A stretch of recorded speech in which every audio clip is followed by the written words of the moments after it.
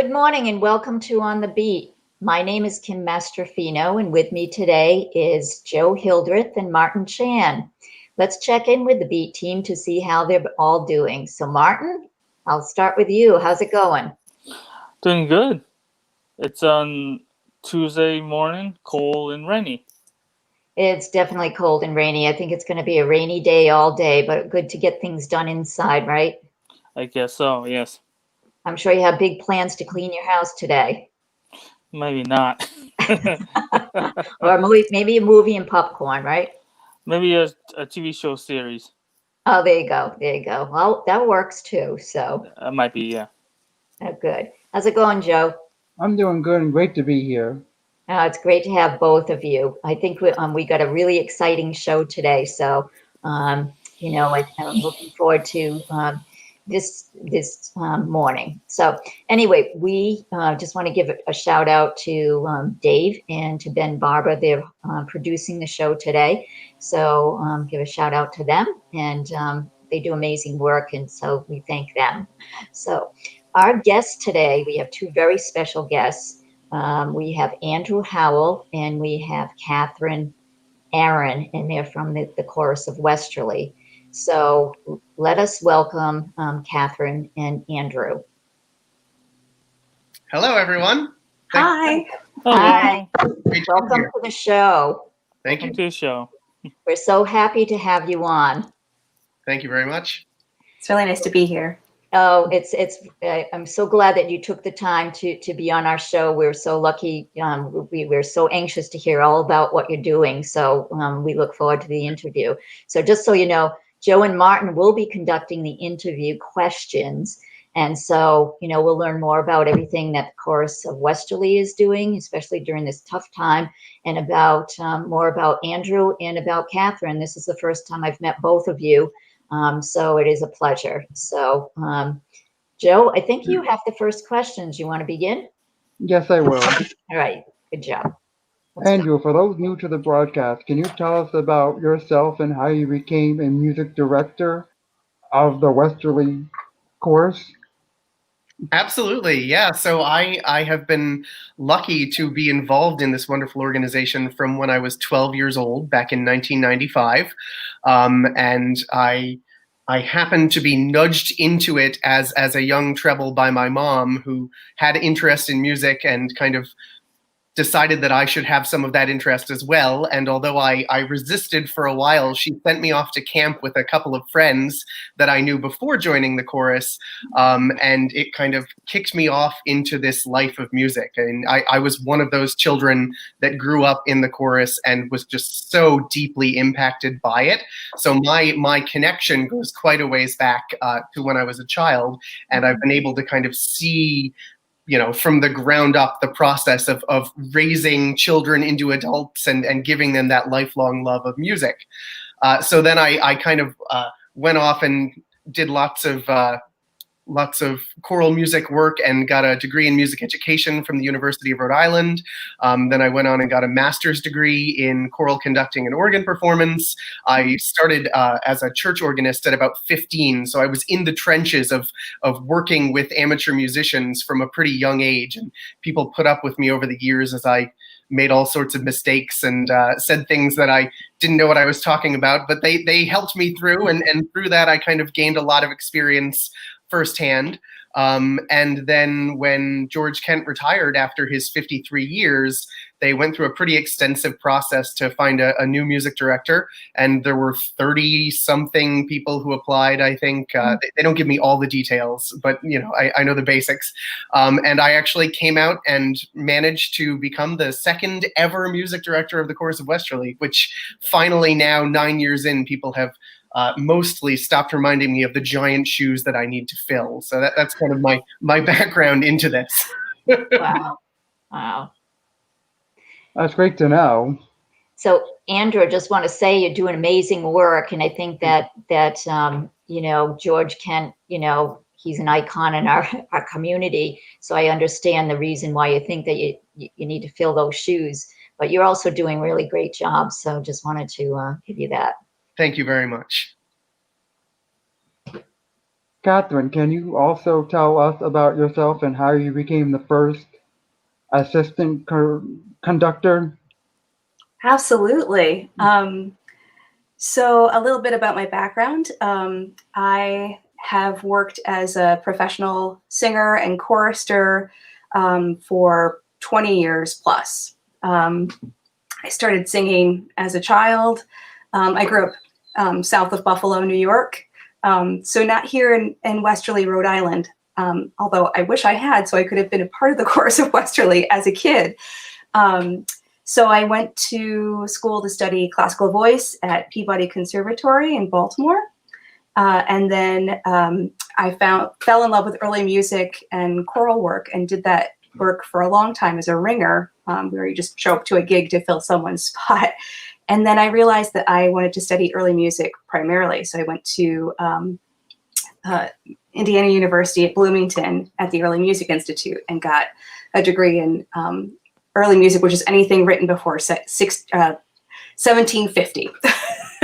And then started teaching voice and music history in Kentucky at Bellarmine University, and started an early music vocal ensemble there.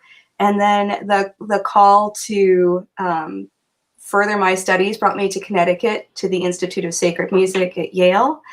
And again, you fall out of that and you start gigging. I worked as a church musician all that time. It's something most classical musicians do. I like to say I'm Jewish on Friday, Catholic on Saturdays, and Episcopalian on Sundays. It's what you do. And from there, I just started working in the New England area, which has been fantastic. And the chorus of Westerly was always in the background. People kept saying, you should go audition there. You should make contact. And because plenty of my friends have been soloists with this group. And it wasn't until the ad came up on the American Choral Directors Association website, which is kind of the go-to for professional musicians of all ilk. And here was this description that was just meant for me. They were, in their wisdom, looking to expand their program to all levels, all aptitudes, and to expand their music education programs. And specifically and unusually, they were looking for someone who had focused their studies on vocal arts and vocal technique, which is strangely enough very unusual in this industry. And it met all of my criteria for my calling: working with kids, working with beginner singers, and nurturing this community that is so devoted to music. And that's how I sort of got my hook into them. Wow, that's great that you did all that stuff. We are super lucky that she happened to see that ad and apply for this job. We're very happy to have her. She's been a wonderful addition to the team. Just a little other background about Catherine. In the time that she's been here, basically she started her job, and then a few months later, COVID hit and the world shut down. So 2 months of doing the job we hired her for, suddenly all bets were off, and her job was everything else that it wasn't before, and running things online and all of this, she has masterfully taken on. So thank you, Catherine. Thank you, Andrew. And she's made history in a sense, because she's the first ever assistant, correct? That's right. Yeah. That's great. Well, it sounds like you're the perfect person for the job, and so that's awesome. That's great. I think, Martin, you got the next question. You ready to go? Yes. Can you tell us more about the chorus of Wesley and how this performance art organization benefits our community? Absolutely. So who we are essentially a 200-ish voice chorus, with the uniqueness or semi-uniqueness that we have children and adults singing together throughout our entire season. One of the founding concepts from George Kent was that children could take on the same musical goals as adults, and they could work together on that common goal to bring this music to life. And so for our 62 62, 63 years, I've already lost track of how many seasons. We have been doing exactly that. We have been bringing to Westerly, Rhode Island, the most spectacular and deepest meaning choral orchestral music that has ever been created, and bringing it here in its absolute the way that it was meant to be. We do everything with professional orchestra, professional soloists. So we bring the children and the adults to this final product by rehearsing them separately on a weekly basis, and they learn the music and they work on musicianship along the way. And then we come to concert week, and kind of all of the pieces come together, and suddenly we have this amazing experience that you can't find in small towns very often. So taking children and giving them that opportunity has been the main goal of the Chorus of Westerly, and in getting them to work together with adults. So we're working across the age spectrum. We're working with families, multiple generations of families all singing together, and working towards these goals together. So they're seeing a process from beginning to end, and working with a group of people to create something more than they could ever create on their own. Sounds like a great show. Yeah, it is. For everyone else to hear. And then for our community, we obviously offer the access to that as performers or as listeners. And, the arts make life better. They make a place better to live in, a place better to work in. And we are giving that to the community. And we give ability to grow as a community as well through the events that we put on. We have our Summer Pops performance, which is probably the biggest offering in terms of what we're able to do numbers wise, where we have 20 to 25,000 people who come to Wilcox Park and have this evening together. It's kind of our gift to the community, our thank you for them supporting us, where they may be there to hear the music, or they may be there to talk with their friends and have a good meal and watch some fireworks. But we bring the community together in this way that is, again, very unique, and something that most towns don't really have. So it's a pretty nice thing that we get to do. We've been able to kick off the Christmas season with Christmas Pops for 40 years now. We've been able to wind down the Christmas season with 40 years of Twelfth Night, which doesn't happen anymore, but that was another wonderful tradition. So we've had our tentacles in the community for such a long time now that we've touched many, many lives, even just tangentially, but we've been so involved in this community for a really long time that I think we're kind of part and parcel of what people think of when they think of Westerly. So we're very lucky in that way. Wow, that's awesome. I just want to add also that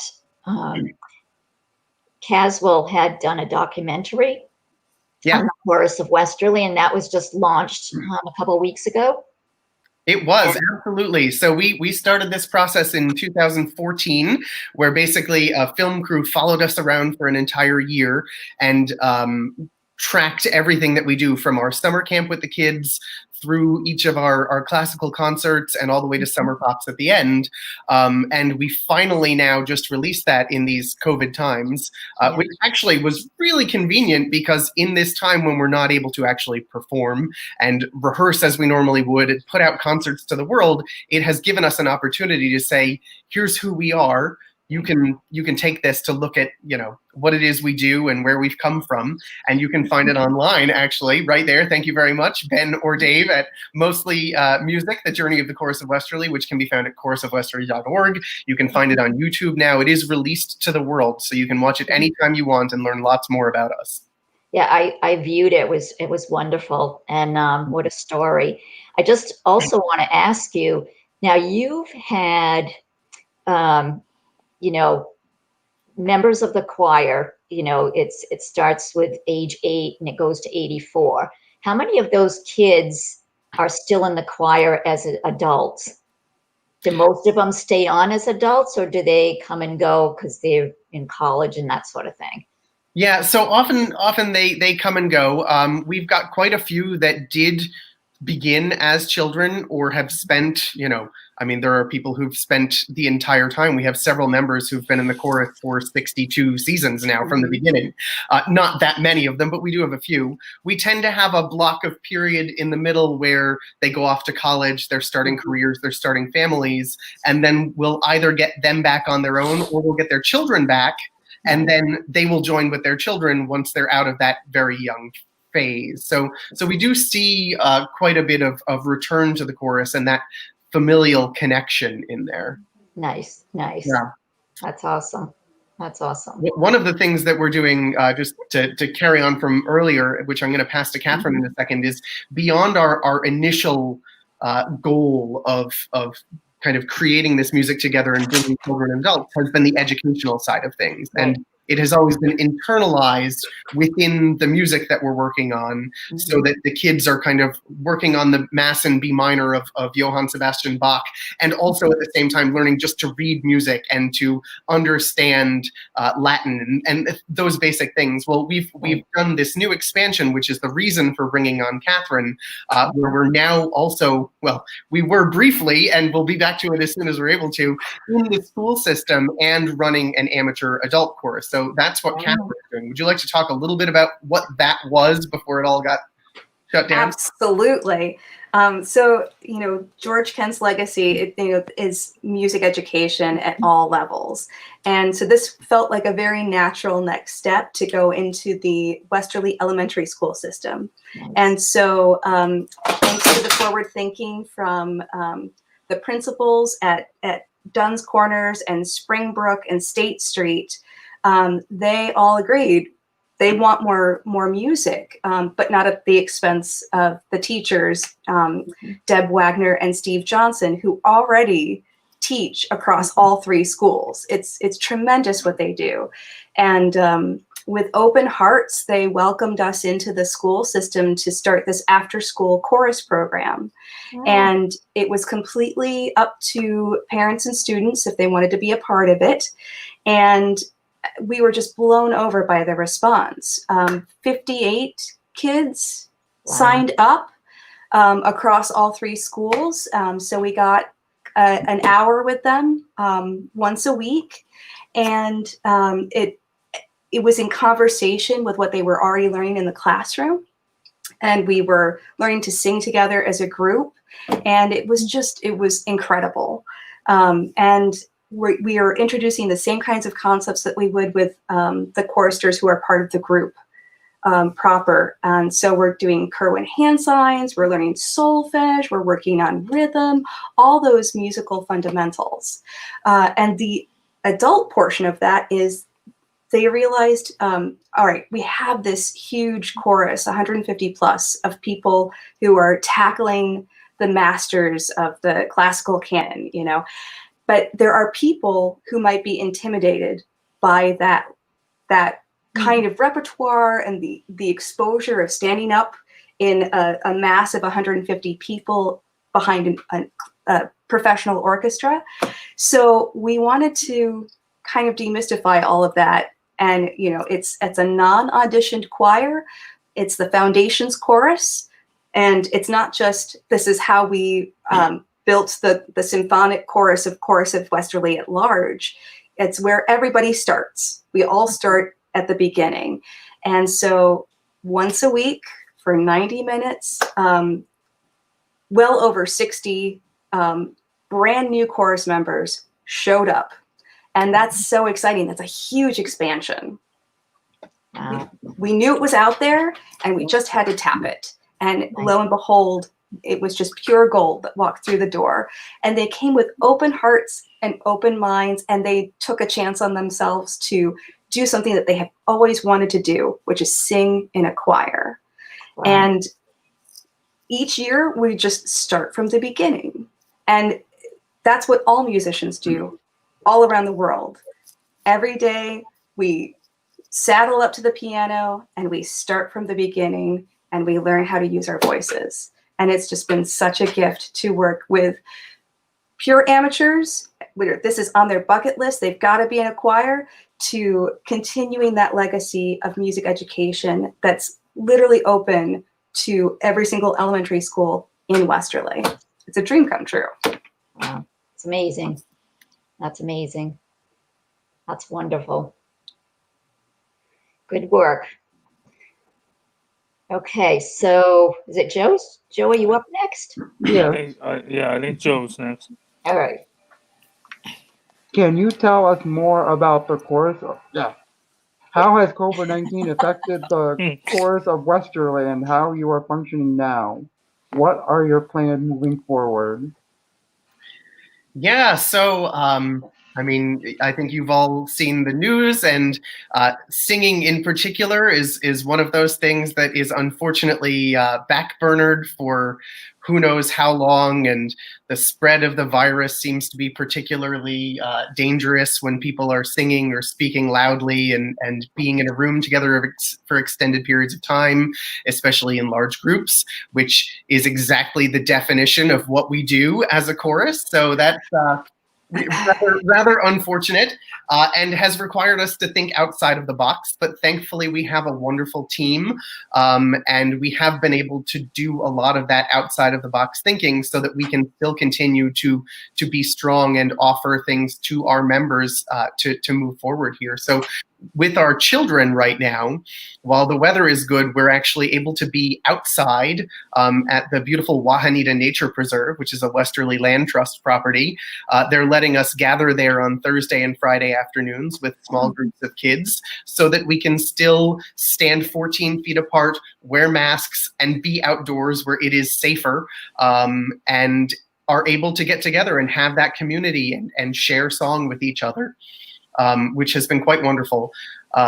For our adults, we have been able to go entirely online. So while we're not preparing the Brahms Requiem, which is what we were working on when all of this shut down, we are now digging deeper into musicianship.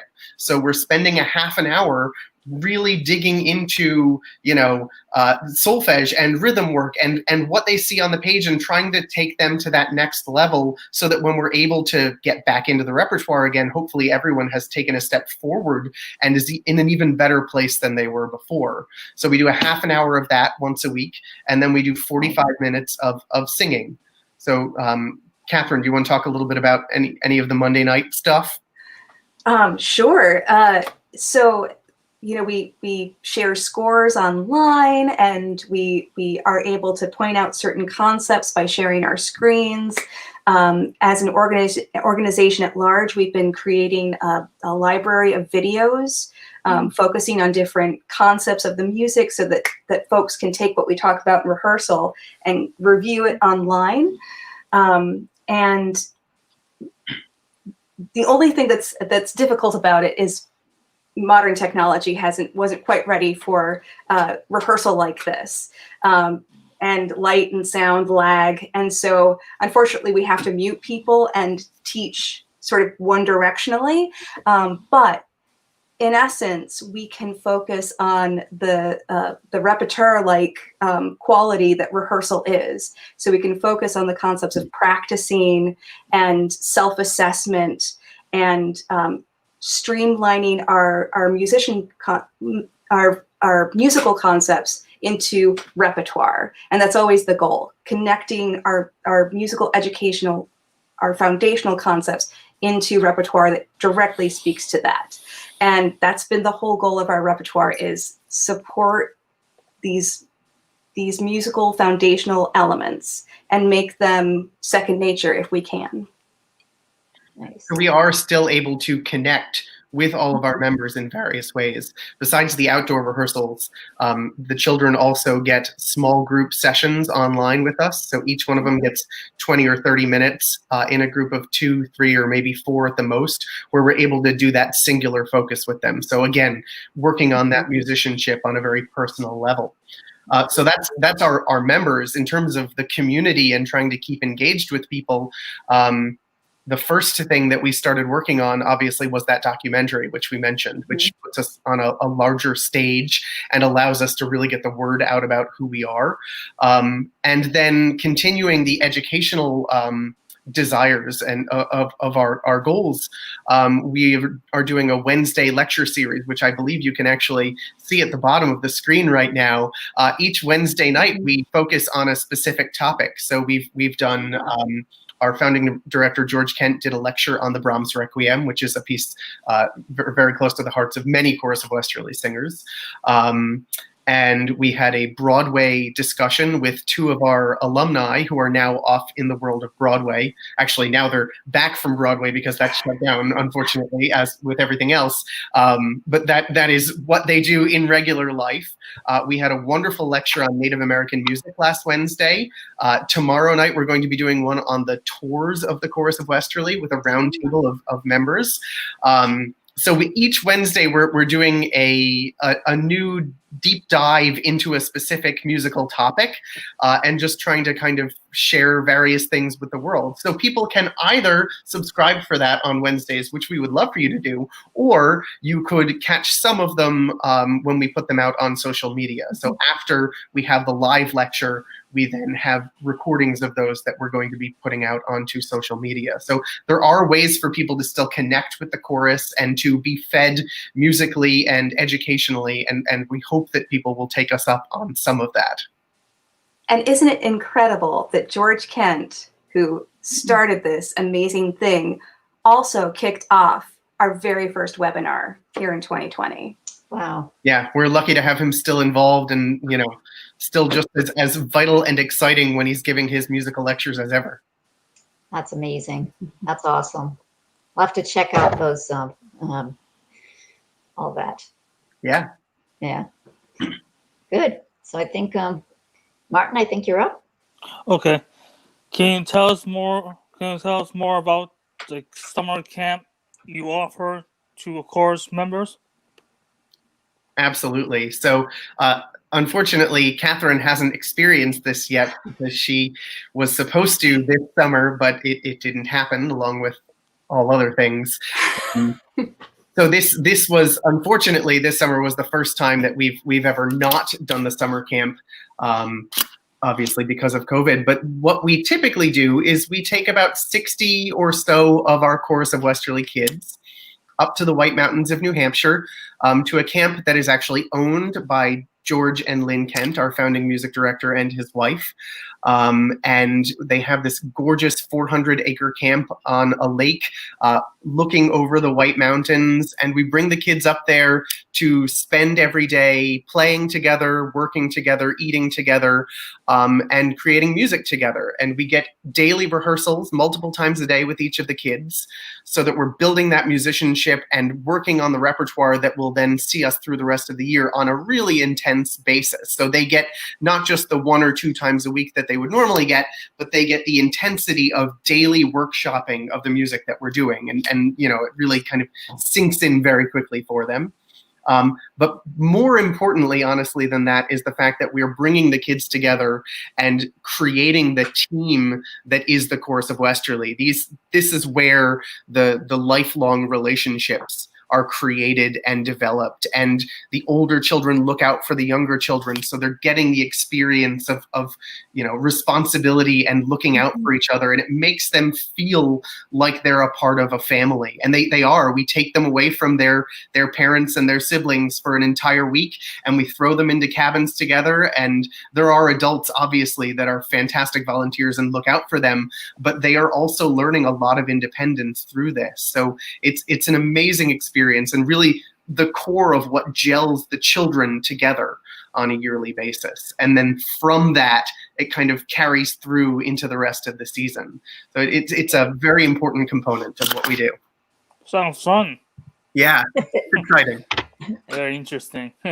I love that you do that. I think that's very effective. It is incredibly effective. Absolutely. Excellent. Our work at the Wahanita Preserve with the choristers, they all remark about how this feels a little bit like camp, and it makes them feel better. They just love it. Yeah, it definitely it feels like a second home, as it did to me as a child. I can remember, going up there, loving it for the week, and just being devastated. You get to the end of the week, and you're like, I have to leave this and go back to the real world again.